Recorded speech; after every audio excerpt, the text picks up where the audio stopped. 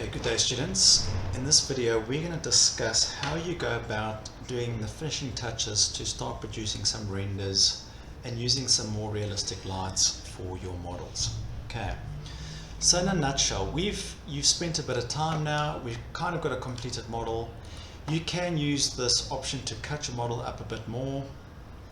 Okay, totally up to you. You can use this option, or you can break these walls and switch walls off and render and hide certain objects. Okay, so right up until this point we haven't even touched this render mode yet, and you can see as soon as we go into this render mode things don't look that great. We've got a light that's in the middle of nowhere. Okay, now this is going to be up to you. You can use these interior lights. You can start using these interior lights, totally up to you. You can use area lighting. Okay, so there's so many different ways to light these scenes. Some of them require a lot more work than others. As you can see, if I move this around in the scene, it does. Sometimes it looks okay, sometimes not that okay. Okay, so, all right.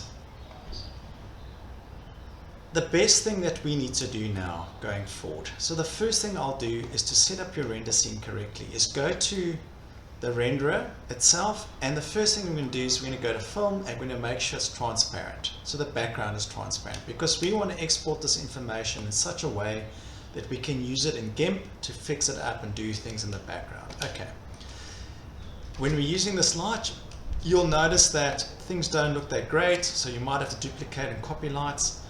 I'm going to recommend, this is up to you, I'll give you another video where you can follow another workflow. I'm going to recommend that you delete this light.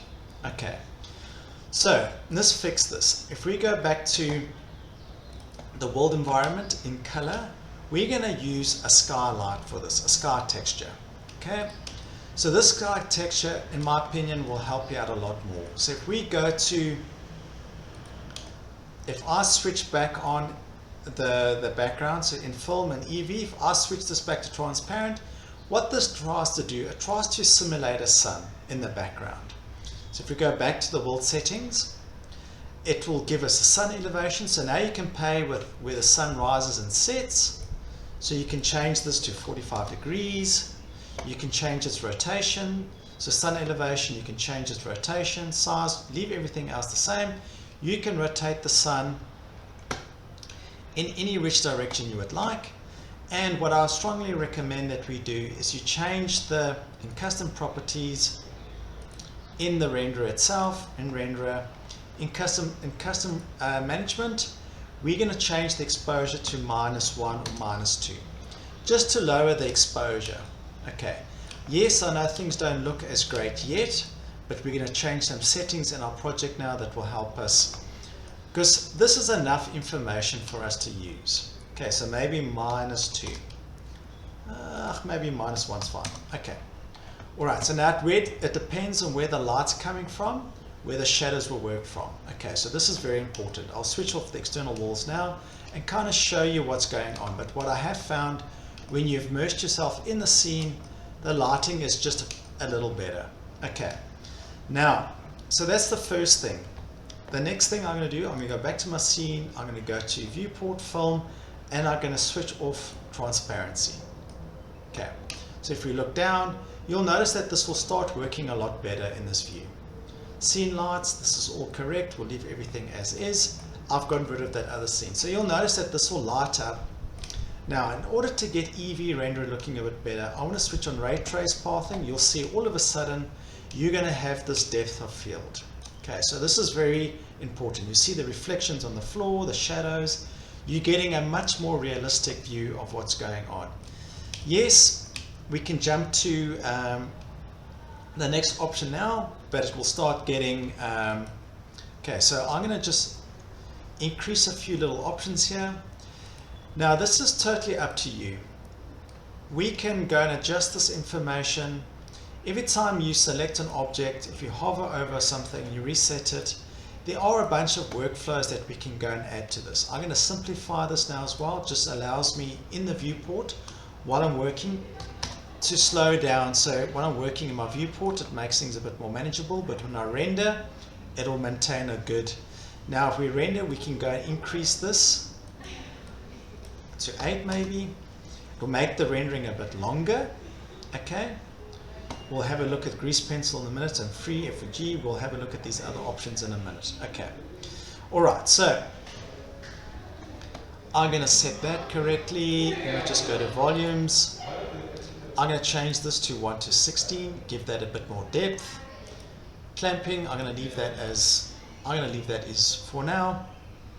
Okay. Ray trace pathing, this is quite interesting. I like this tool. I'm going to up that a bit as well, so we get a better ray trace passing when we render it.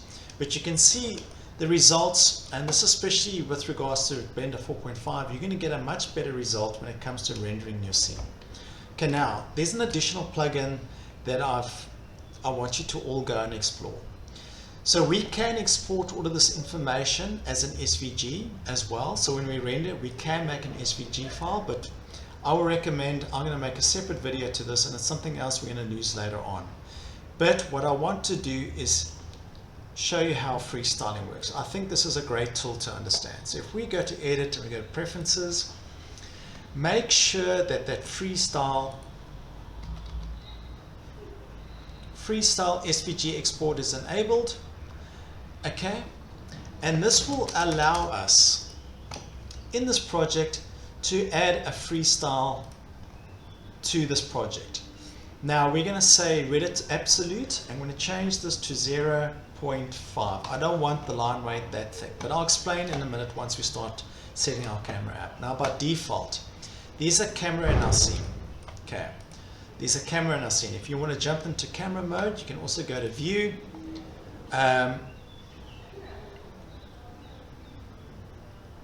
Where's the camera function again? Sorry, I know the shortcut. I just want to show you how to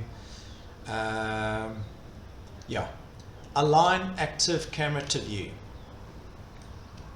Okay, so this allows you to align your camera. So whatever view you have currently available, if you go to view and you go to align view, align active camera to view. Okay, so that's quite interesting to understand. So you can align the camera to your view every single time. Okay, I just want to see if you go back to navigation. I just want to jump into camera mode. So there's a way that you jump into the camera. I know the shortcut here. I just want to show you where this is here, active camera. There we go. So if you want to jump into the active camera, it allows you to jump in the active camera. Now in view, we can now enable this camera to view. This allows us to orientate our view while the camera is active. Okay, that's something else to understand, which is quite nice. Okay. And one last option, if I jump back to 3D, let's uncheck that. One last option is, with my view active, 0 on your keypad, activates the camera. You can use Shift Tab, which allows you to fly around or walk around the site using a navigation wheel. So W, X, so Q and E go up and down, D go side to side. So this allows you to fly through your site and try and pick a scene that's a bit more realistic. Okay, so we've kind of getting the hang of the camera. Okay, now that we've got our camera into a good position, you can also change your camera settings using the XY coordinates, because remember they all have an origin. So set that to 0. So set that to 0. I'm going to set your Z to 0 as well, so we're looking at it. Okay, we can use the pan key.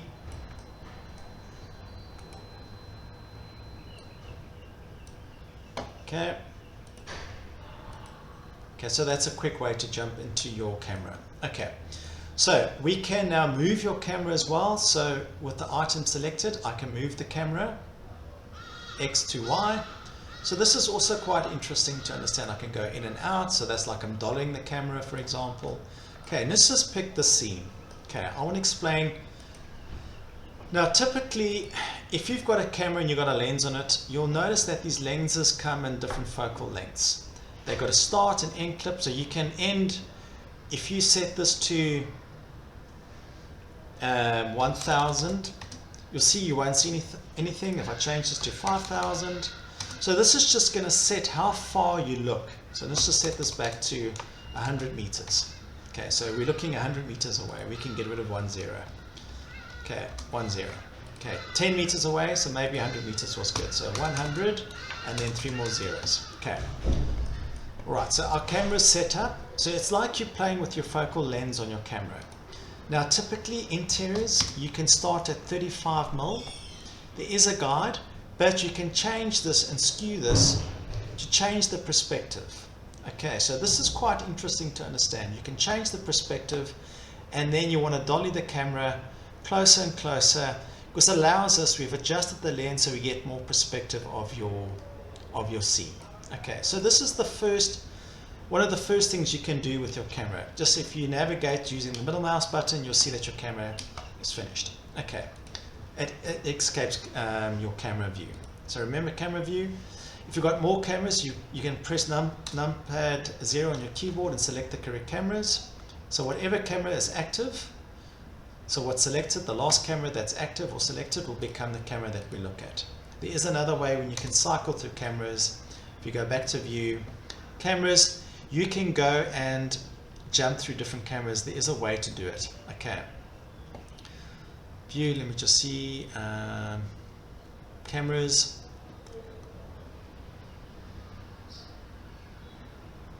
Control numpad, so you can jump through these the whole time. Active camera, so you can then go and set active camera by using control and 0 on your keyboard. Okay, so this will jump through the different cameras in your scene. So we're going to add another camera. So now that I've set up this camera, first thing in your render scene, what we must just double check, that's correct. On your viewport settings, this is affecting your camera's frame rate and what image quality it's going to be. So make sure in output that you set this to 1920 by 1080p. If you want to double that to make it 2K or 4K, you just time the percentage. It's just going to increase the size of the image. But for now, for this workshop, stick to 100%. I'll show you later on when we're going to have 2 different types of cameras to get a different type of effect. But then we might have to jump between 2 different cameras. Okay, it's something that we're going to have to explore. Now, in the camera settings, I'm going to go viewport display. I want to switch on some different settings. So you can go and control what you see. I want sensor, sorry, in camera. Just want to check this. Yeah, all good. Display, okay. So with the camera selected. So with the camera selected, that's all good. I just want to make sure that all of these, yeah, show limits. This is what I want to show you. So this just shows you where your focal length is. So if you select this, you can adjust your focal length. So if you want to blur things in the background, you can adjust your focal length, okay? Or where you're focusing. Okay, so that's important. So that's where you're focusing the camera. Okay, so that's your focal point on your camera. These are your limits, so you can also drag this, you can grab this point. But in essence, if you change this, you'll see that it'll change, so maybe we don't need to. Okay, so that's handy. You need to show the limits. Okay, that's very important. And you can see where the camera lens will start taking a photo from. Okay, so in essence, it's quite close. You can change this clip length, you can change it quite far as well, just like that. I'll go back into my camera. Okay, now, just out the blue, I'm just going to make a quick render to show you these results. So if you wanted to render this as a perspective, for example, we can just make sure the camera settings are now correct. We can go to our view settings, make sure that the freestyle is enabled. Now we can go to view or renderer, and you're going to hit render image. Now give it a couple seconds, you'll see that it will launch. Your machine might make a whole bunch of noises, and we're going to let this render. Okay.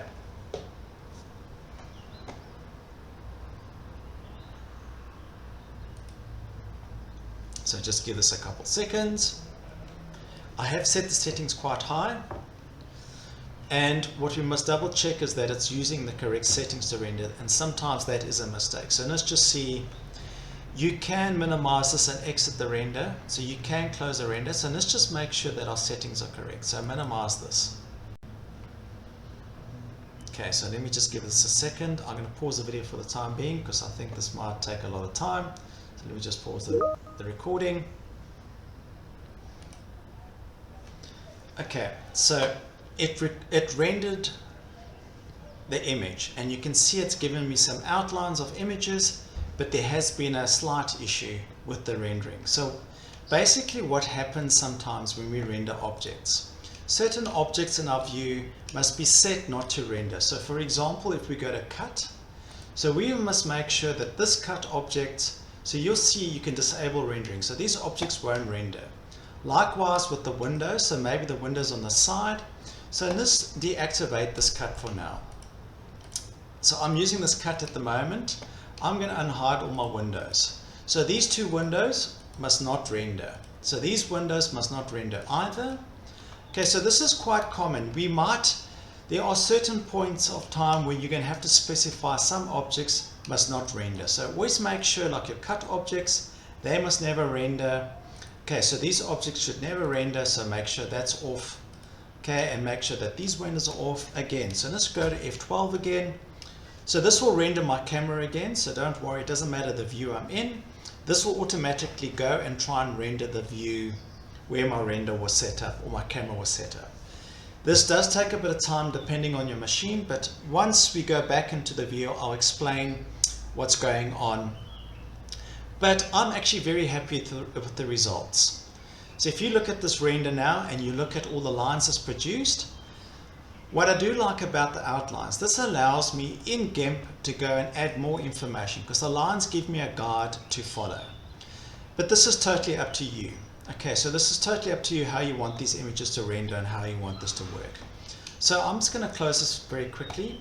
The next thing to double check in preferences, I have set this up correctly, but just make sure in system that you're using the correct settings. Okay, so make sure that you're using the correct settings. I will leave everything like this. You can up this a bit, video sequencing, it depends on your machine. So I'll just be careful to set these. I'll leave everything as default for the moment for this exercise. Okay, so you can see I can render that with an outline. So let's just create a render. So let's go F12 again and let this render. You can see by using Eevee, it's actually very quick and efficient. I can do a render in cycles and show you the difference. The quality is way better, but it's going to take about 20 minutes to render. I'll create a rendering. I'll pause the video and I'll create a rendering of the cycles renderer and show you the difference between the two files. So I'm going to save this one quickly with the outlines. You can switch the outlines off by switching off that freestyle option. So if you want to save it just like this. So remember, for interior views we want to force a perspective, and that's why I've adjusted the focal length for the lens. So I'm going to go image, save as. I'm going to save this on my desktop very quickly. So in my folder workshop, I'm going to make a new folder called renderings. So new folder, yeah, right click, new folder, and I'm going to call this 01.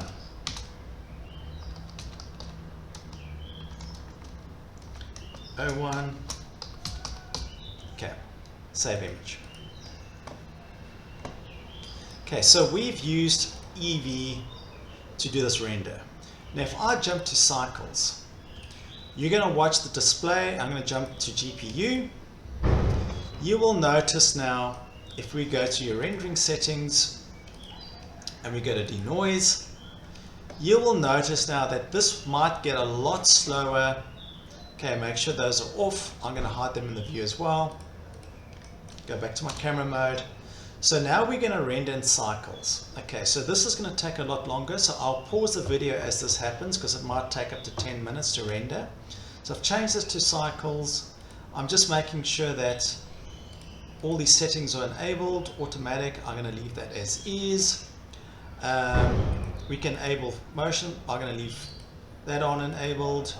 Volumes. So if we jump to the view now, if I jump to the rendering view now, you'll notice that the scene will become very slow and noisy, but you're going to get a much better light quality. So here we might be using too much light or overexposing the scene. Okay, so I might have to go to color management and I might have to bump down this to -3 maybe, or maybe -2. You can change the sun in the opposite direction because we've technically got the light coming in. So maybe let's jump and do that a bit. So we're getting a lot of secondary light, but then this I can change back to 0. So we're not getting the light directly in the room, so it'll come through the windows and the mirrors. Okay, so maybe let's change it back to 0. You see how the light comes in the sides of the rooms? I'm using a section box for this, so maybe you want to switch off the walls for this. Okay, but maybe I need to move the light a bit in the opposite direction just to give me some secondary light. So maybe 30 degrees. Let's make it 100. Okay, let's make this maybe 200 for now. Okay, tone down. Let's change the color management a bit. So let's change down the color a bit. Custom properties. Okay, that's fine. So let's go to scene. Let's change this down a fraction. Okay, so there is pros and cons to doing these things in different -3. Okay, so if I go and render this now, this will take a lot longer. So I'm going to render this now. Now this should take up to, yeah, this will take anything between 20 to 30 minutes. So I'll pause the video now, and once it's done, we'll come back to the scene.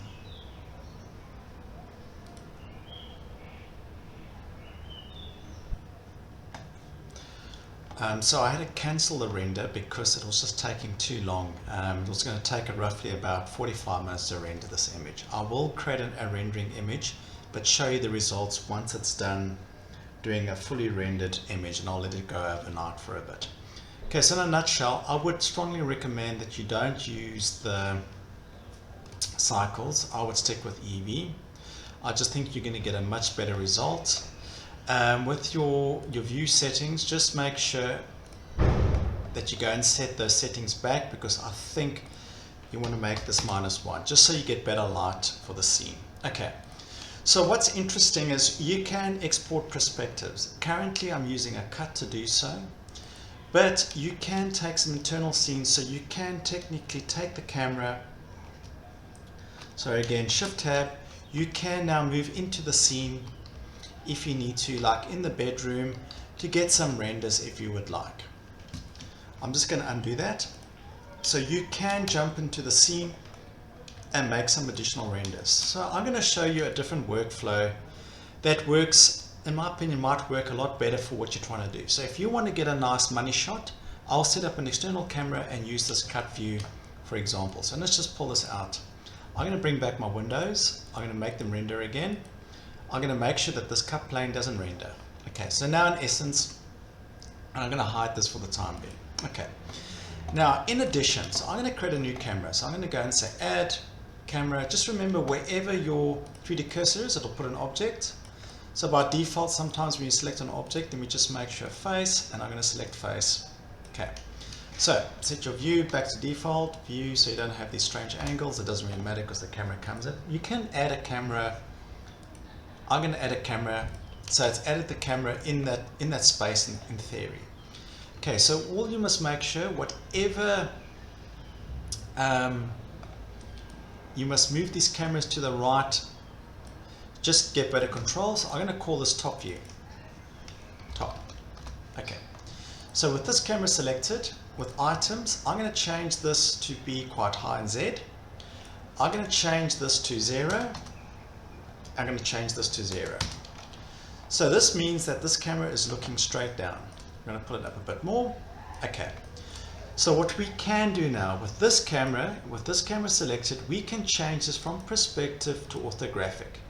This changes things quite different, quite substantially. Now the only difference with this view is that now you can change this to be more of a square view. So maybe make it 1920 by 1920. I'm just going to get more information. Now if you jump, you see all the cameras have changed, so just be aware that this will affect that.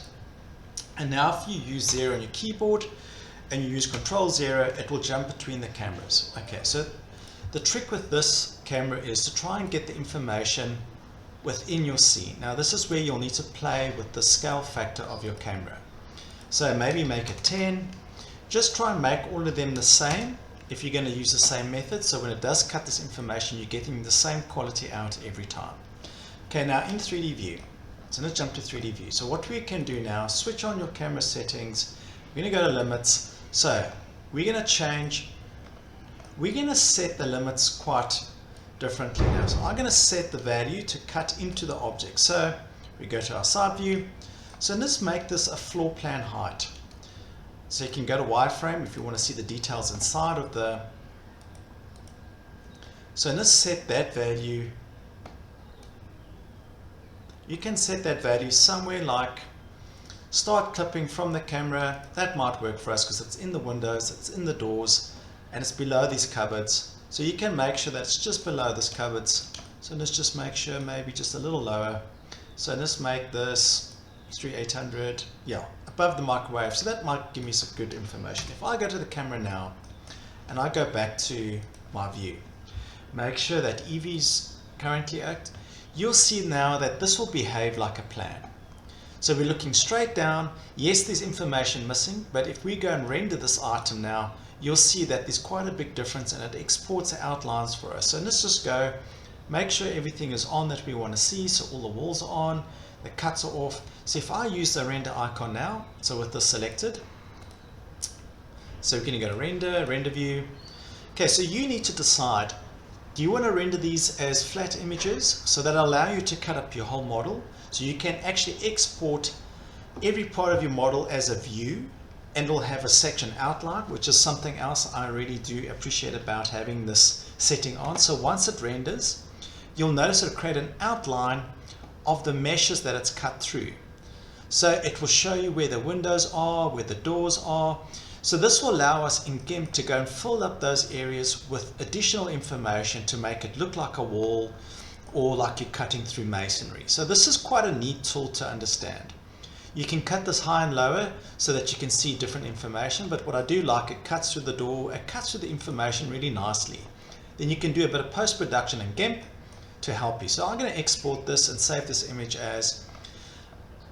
So these little outlines do make quite a difference. It adds some nice contrast because here you can see there's a bit of bleed of the materials. So if you'd spent a bit more time and got the materials better, you might end up with a better result. But in a nutshell, I'm just going to export this very quickly. I'm going to try and replicate the view that I've given you in the project. So I'm going to save as. So I'm going to save as, I'm going to call this plan.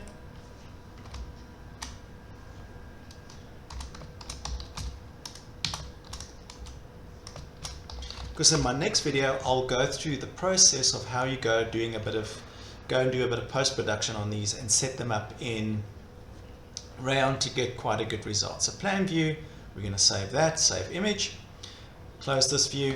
Now with this camera selected, you can simply go and change this camera. You can simply select the camera, you can go to item, you can rotate it. So just remember on the X direction, this is always telling you that's up. So maybe make that 90. You're going to move the camera in the Y direction. Now again, this cut frame is going to help us. So you want to put this in the middle of the view, so you can go to side view. So you want to put this right in the middle of the room, so you're getting a decent render. And now we just need to play with where this starts, where this cut of the, we've kept everything else the same. So in your camera settings, let me just go to see if I can select this point. So let me see if it allows me to grip now. So you've got to go to camera view. So select the camera. I'll leave the other camera for now.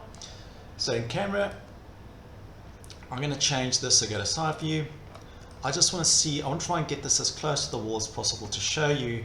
Now we're creating flat renders of this. So it's orthographic. So I'm going to change this a bit. Okay, so you can go and set up multiple cameras.